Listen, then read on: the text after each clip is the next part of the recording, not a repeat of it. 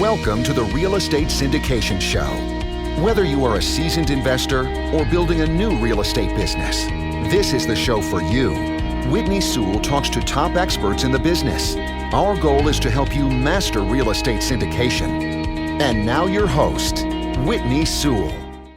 This is your daily real estate syndication show. I'm your host, Whitney Sewell. Today our guest is Stuart Gethner. Thanks for being on the show, Stuart. Honored to be here. Thanks for having me. Stuart started and sold 3 different pharmacies and now focuses his attention on real estate investment practice. Senior instructor at the Commercial Real Estate Institute, where he has taught on 10 different real estate subjects that over 5,000 students have attended. Offers real estate investing coaching, and consulting services. Stuart, grateful to have you on the show. A pleasure to meet you personally, and just grateful for your time. I know the listeners and myself are going to learn a lot from you and have a lot to learn from you. So, to give us a little bit of background on yourself, in the commercial real estate space, obviously, you're very experienced and teaching that many people and been in the game for a while. But tell us a little bit about how you got here, and let's jump in. When I was a kid growing up, I used to watch these infomercials on television, guys like Carlton Sheets and Dave Delgado, and they would be on the shores of Hawaii, surfing, and then so they would say, the money roll in from all their real estate investments. And I said, when I grow up, that's what I want to be doing. So it's certainly not as easy as they made it seem, but it certainly has its payoffs. Nice. Okay. So that inspired you. At a young age, that inspired you and you said, I can do that. Yeah. And, thank you for mentioning about the pharmacies. I'm a pharmacist and I still am a pharmacist. Used to own, I'm in the Scottsdale, Phoenix, Arizona area. Used to own pharmacies here, independent pharmacies. And I had a nurse come up to me. One of our pharmacies was a hospice pharmacy. And she said, do you know what the number one regrets of my patients are? And I said, probably spending too much time at the office and not enough time with their family. And she says, you're wrong. And I'm like, well, what is it? She said, they live their life for someone else. And my dad was a pharmacist, my grandpa, my Uncle Max, they were all pharmacists. I couldn't make it in Major League Baseball, so I went into pharmacy. And I said to myself, it's as time passes, it was just yesterday I was a kid, now I'm an adult, getting older. If I don't do this now, I may never get it done. So I had a chance to sell the pharmacies back in 2012. And I've been working in the real estate investment community ever since.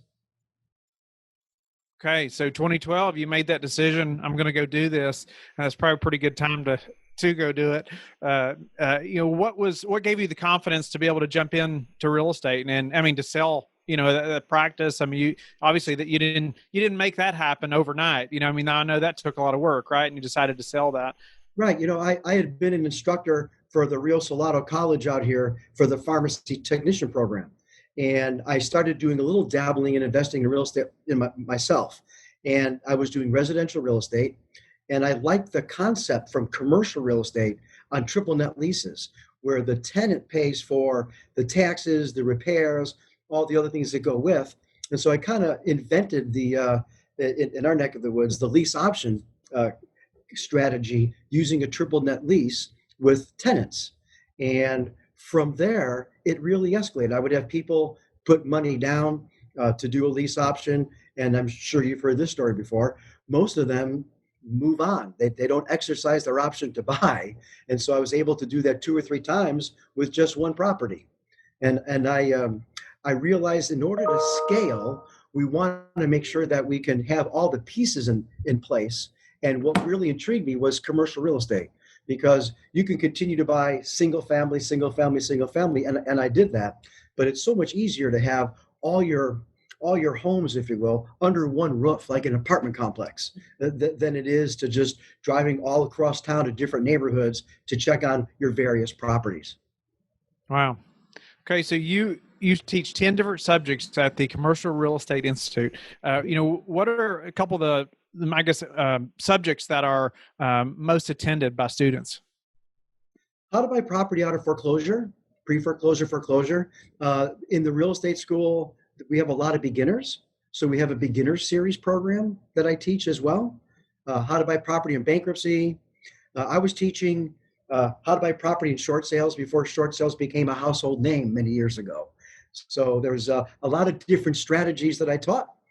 Probably What I find most intriguing, to be honest with you, Whitney, is one of the policies the school has is if you sign up for a course, you're allowed to take that course for free for the next 12 months. So if the material was too intense, you can come back. If there's a new manual, they'll give you a new manual. And I would see students not just taking it again in the same year. I would have students coming back to my class the next year, same class, and the next year. And I'm scratching my head wondering, am I not a good instructor? And I always got voted the best instructor at the school. And then I realized people they're just always getting ready to get ready, right? There's a confidence thing about taking that leap. And so that's why I started my coaching consulting practice to kind of hold people's hands as they transition through that first, second, and third deal, so they can learn that, you don't need to be a pharmacist, an attorney, a lawyer, to be, or a doctor to be doing this real estate investing. It's not very hard. It's hard work, but it's not hard. You mentioned that was a good quote there. You said people are always getting ready to get ready. And I couldn't agree with you more. I mean, I get calls every week, whether it's about podcasting or getting started raising capital or, to get in the commercial real estate business. And then, I noticed there's people that 2 years later, they still haven't, nothing's happened. Right. And so, help us with that a little bit. I know, you working with that many students, let's just dive into that a little bit there. Cause I know there's many listeners who have probably been in those shoes for a good while. They've been listening to the show for, 2 years almost, and maybe still have not taken that step yet. And so, help us with that a little bit. I know, personally, I know so much goes back to mindset and just getting out there and making it happen, but help us to put some tread to that, and how do you help people do that? So Whitney, you're spot on. In my opinion, everything has to do with mindset. Mindset and attitude, and what goes on between your ears is everything. But to answer your question, what I found that students and people have most challenging is confidence. And so they may have all the relationships, they may have the ability to find property, they may have the ability to work partnerships, joint ventures, but they don't have the confidence. And it's kind of like when you go for a job and the job requirements are you got to have some experience. It's like, how do you get the experience to get the job without someone giving you a chance to have the experience? So confidence is the number one obstacle. And I think the way that I found most effective to be able to help folks out is to be a coach, a consultant, to be there when you need me. So I'll give you an example. I have a coach, her name is Cheryl, so we call her Coach Cheryl. And back in the day, we would have a standing appointment on Fridays. So every Friday I'd have a consult with my coach, my mentor. And there were some weeks on a Tuesday, I wanted to talk to her, but my appointment wasn't until Friday. And then there were some days where on a Friday, I'd have really nothing to talk about. So I think the biggest challenge is being there when you need them, even if it's for a simple question or even a long question, or to walk property, or to help through a contract, or to help through negotiations. Being able to have someone, one of the things that we do is we'll make live phone calls. When we put on our seminars and our conferences, they're educational based, we'll literally make live phone calls to active listings or to FSBOs for sale by owners. And people enjoy hearing that I still get flustered. I still ask silly questions. People will still hang up on me. So that gives them the confidence to know that if they fall, someone who's been doing this for a while with a lot of experience and maybe a little gray hair still has challenges as well. Rejection's hard, right? And it seems like, getting started in this business, you just already, we don't expect it maybe, or we don't, if you just think, okay, I have to be rejected 25 times before I get one yes. And me personally, I just want to say, okay, when do we get started? Yeah, that's a great point. And so for our KPIs, our metrics, when we're humming, we're dropping a little over 10,000 pieces of direct mail a month. We do different types of advertising, but from what we can tell, we need about 30 to 40 phone calls, 30 to 40 touches, emails, whatever that looks like, in order to get a deal. So we're going to hear no 30 to 39 times before we're going to hear a yes. And so I can honestly tell you, one of the reasons I think that we don't have a high success rate when people jump into this market is because they get discouraged, right? And then they'll get an email about, look at cryptocurrency, look at this opportunity. And because they're discouraged, they get distracted. And so they have the commitment starting out, but over time, if they don't see the little pieces of success, the little baby steps, it's easy to fall off the wagon. Is it important to track that? Like, like you said, we know it's going to take 30 to 40 pieces of mail or email or phone call. Like, is it important to track that? Let me tell you, we were writing contracts, as everybody does. We were writing contracts after contracts, offers after offers, right? And they're getting rejected. And we had a pile sitting on the desk. And it was like, what do you do with all these rejected offers? And maybe there's 2, 3, 4 months worth. And I asked I am not a realtor, I'm not an agent, but my lovely bride, Stephanie, is. And so I asked her to do me a favor. I asked her maybe to go through this pile and see if any of them had sold, to see if anybody was still interested. And we had about 40 offers that she went through. 4 of those offers, four of those contracts, 2 were accepted below what we asked. Wow. So someone had accepted an offer. Ours was higher. They rejected us. And as time went on, they took an offer less than ours. And the other 2, one was $500 more than ours, and one was $1,500 more than ours. So I learned, even though you have the rejection of your offer, that doesn't mean the deal's dead. And so we put a system in place to cycle through those every 30, 45 days, those rejected offers. And we found that we were getting close to a 10% acceptance rate on that pile if we just stayed in touch and follow through. And that's the challenge I think everybody has in any sales, whether you're in real estate or you're selling cars or whatever you're selling. The money's in the follow through. Don't you think? Yes, the money is in the follow through. I like that. I like that a lot. So help us with that a little bit. I know a lot of the listeners are trying to learn to raise capital. They're trying to, start in the syndication business, obviously, but help us to, get into have that follow through. Let's say with investors, how have you seen people do that well? Or, they get nervous and they expect to hear no, right? You're afraid to hear no from investors. And I know I was there at one time, but I just had to do it anyway, right? And so, help them though a little bit, working through getting ready to hear no numerous times. Sure. Well, I always like to joke, if you've ever been on a date or if you've married, you've probably handled rejection before, right? So it's not really new. It's not fun. It's not exciting, but it is challenging.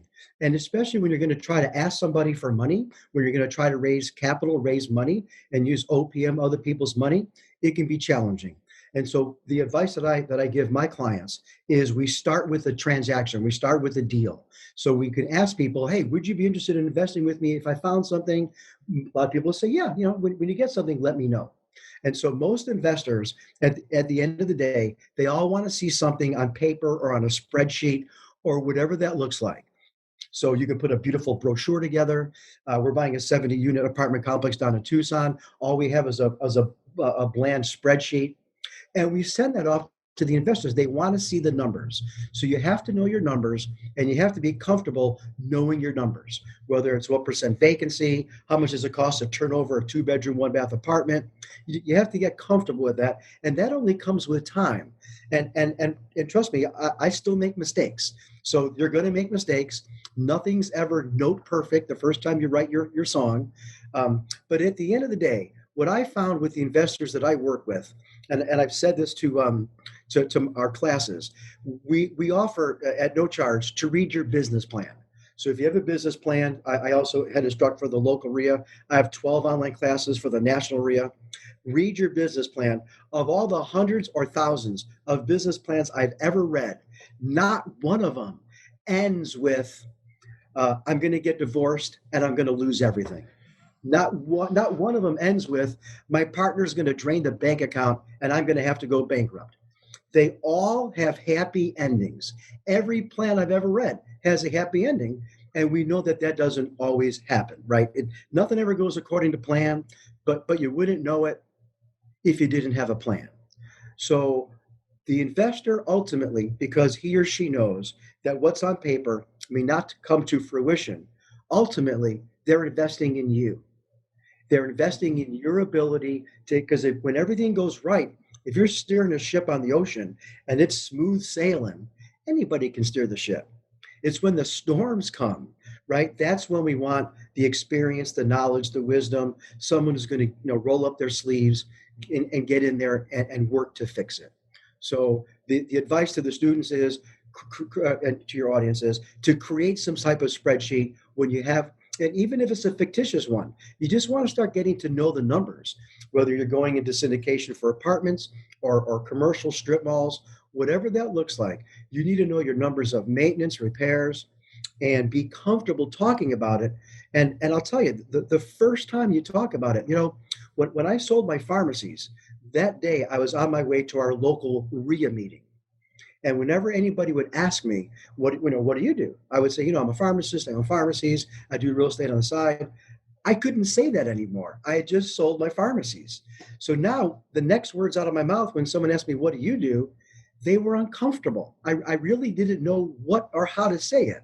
So the first time you say stuff, it's going to be so much different than the 10th time you say it, than the 100th time you say it. So just getting that experience under your belt, working through that uncomfortableness is the challenge, but that is the path to success. So the sooner you get started, the sooner you're going to get more comfortable.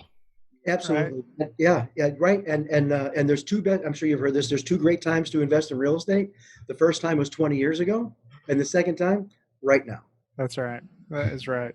Yeah. So, I couldn't agree more with everything you just said. I mean, investors are investing in the operator more than any deal. No doubt about it. Doesn't matter how good the deal is. If you got somebody that's dishonest, it's probably not going to go well, right? And so, how do you see? You've read all those business plans.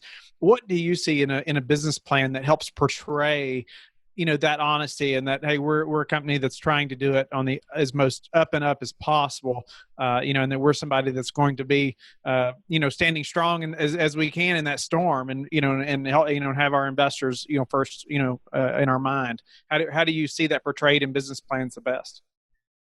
Especially when I'm looking at numbers, the number one thing that I think all investors look for, experienced investors, is the category on your spreadsheet called miscellaneous.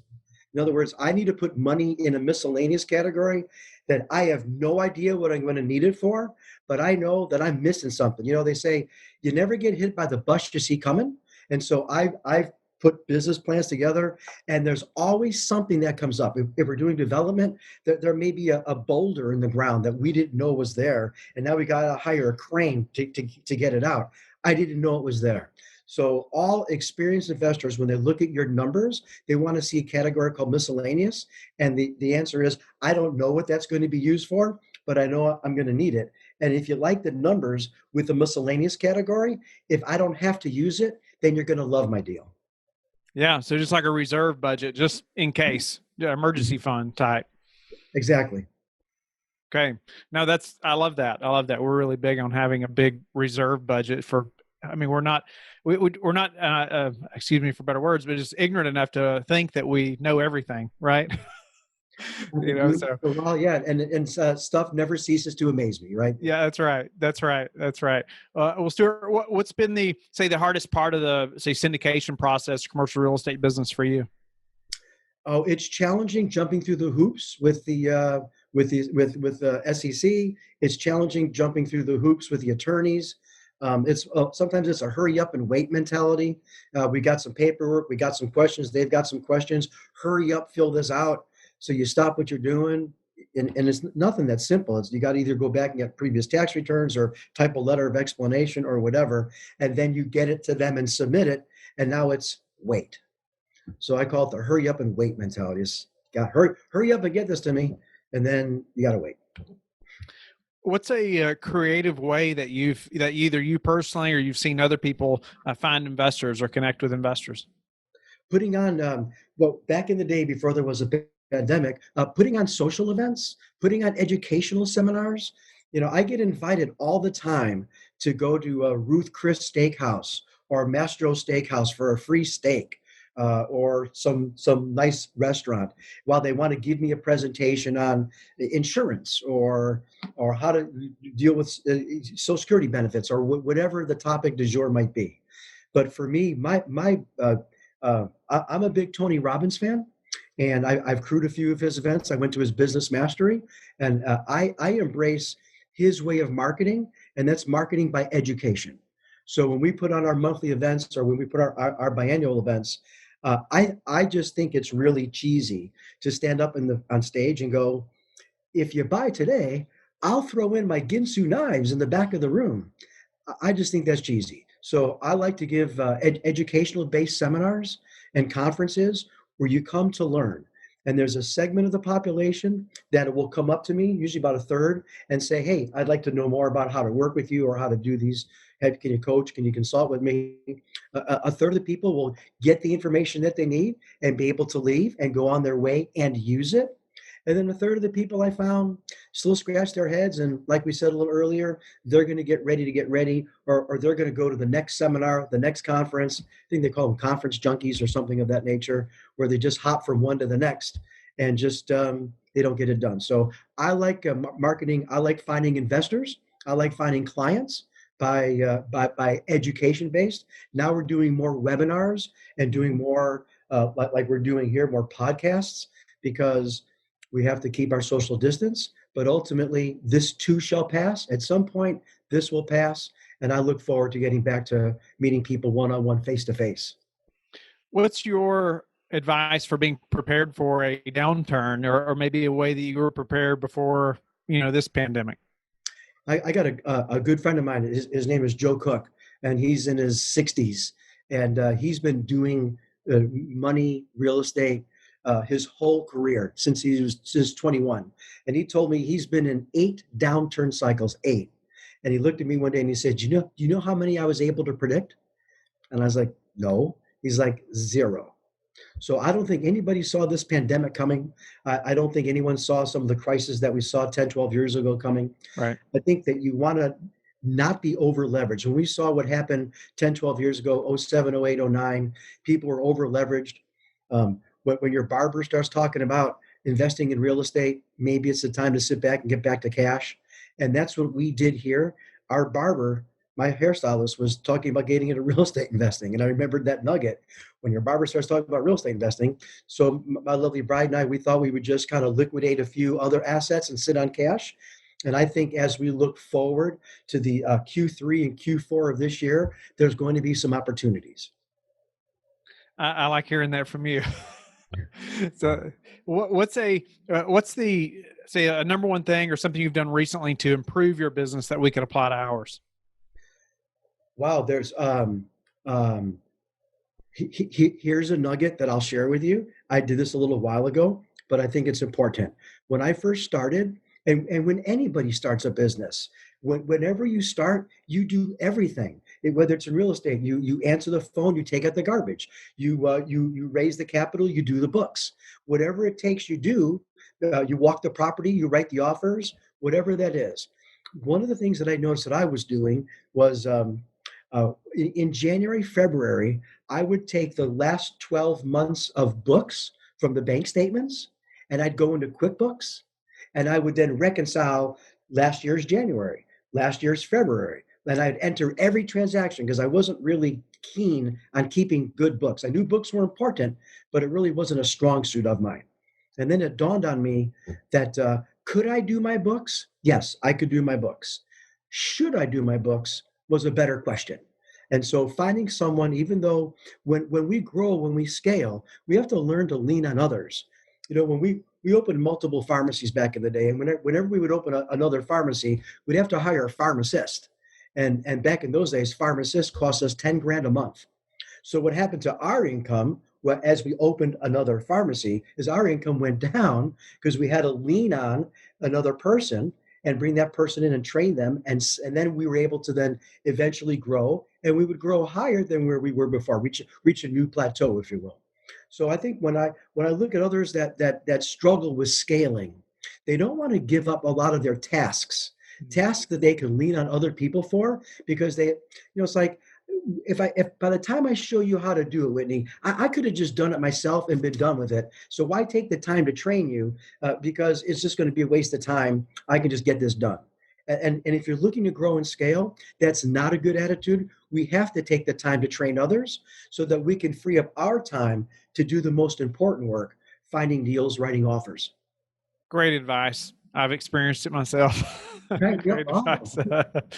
What's the number one thing that's contributed to your success? Realize being humbled, realizing that I don't know it all, and be willing to listen to other people. So I was like, I bring up my lovely bride, because when I ask her opinion, I'll ask her opinion on something, and if I don't take her opinion, she kind of gets offended. But I'm not like that. So I want to get everybody's opinion. So I'll get people's opinion. I want opposing views on why I shouldn't do the deal. What's the downside? Ultimately, I'm going to be the decision maker. The buck stops here. So, and when I make a mistake, and I've made plenty of mistakes, I can find my way out of it. I know what I did. Maybe I didn't have the right piece of information. Had I known now what I didn't know then. But ultimately, I think what's contributed to my success mostly is being able to network with other people, like-minded people, positive and prosperous people, get rid of the people who bring you down, who are just nothing but negative and naysayers, listening to opposing different views of the same thing. If I said to you, how do I get to your house today? You would give me directions. But there's more than one way to get to your house. I could go another route. I can go another route. So there's a lot of different ways we can create success, right? But learning to avoid the potholes and the pitfalls, that'll save you time and money. How do you like to give back? Oh, I'm a big animal fan. So we have I love pets. I would adopt them all. Right now we have 4 dogs. My daughter does rodeo. I think she's up to about 9 horses. My Stephanie, my lovely bride, she's allergic to cats, so I have cats. Right across the street from our office is a charity, a shelter called Home for Good, F-U-R, Home for Good.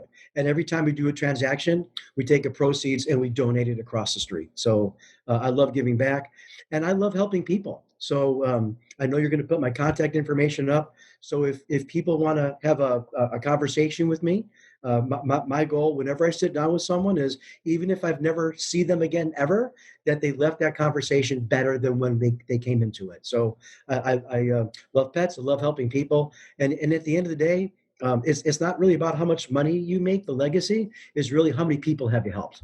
And for me, that's my goal, is to help people.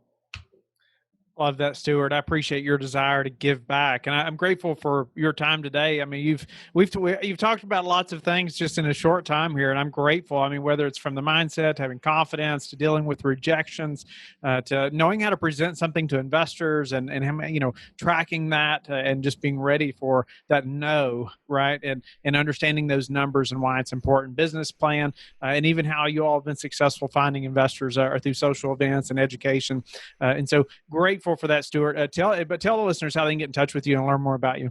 Sure. Well, I'm sure in the show notes you'll put the email address, but my name is Stuart Gethner, Stuart, Gethner, Gethnr. The website is Contact Stuart, www.contactstuart.com. Simple phone number, 480 is my area code, 443-4500, 480-443-4500, and then Stuart@Gethner.com. Thank you for listening to the Real Estate Syndication Show, brought to you by LifeBridge Capital. LifeBridge Capital works with investors nationwide to invest in real estate, while also donating 50% of its profits to assist parents who are committing to adoption. LifeBridge Capital, making a difference, one investor and one child at a time. Connect online at www.lifebridgecapital.com for free material and videos to further your success.